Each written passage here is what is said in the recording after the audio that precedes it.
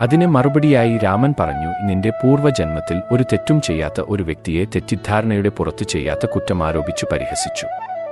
പിന്നീട് തെറ്റ് തിരുത്തി നീ ക്ഷമാപണം ചെയ്തുവെങ്കിലും കർമ്മഫലം അനുഭവിക്കേണ്ടിവരും. എങ്കിലും ഒരിക്കൽ നിനക്ക് സൗഭാഗ്യം ഉണ്ടാകുമെന്നും അനുഗ്രഹിച്ചു. കാലം കടന്നുപോയി.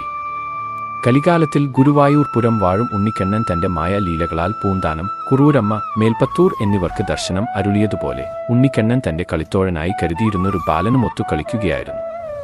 ഉണ്ണിക്കണ്ണന്റെ കഴുത്തിലെ മാല ആ ബാലനിൽ അതീവ ആകർഷണം തോന്നിച്ചു. അത് മനസ്സിലാക്കിയ കണ്ണൻ മാല തന്റെ കൂട്ടുകാരൻ നൽകി. വൈകിട്ട് ക്ഷേത്രം തുറന്നപ്പോൾ വിഗ്രഹത്തിൽ മാല കാണാനില്ല. കുട്ടി പറഞ്ഞതൊന്നും അവന്റെ മാതാപിതാക്കൾ വിശ്വസിച്ചില്ല. കുട്ടി മോഷ്ടിച്ചതാണെന്ന് പറഞ്ഞു അവനെ ശിക്ഷിച്ചു.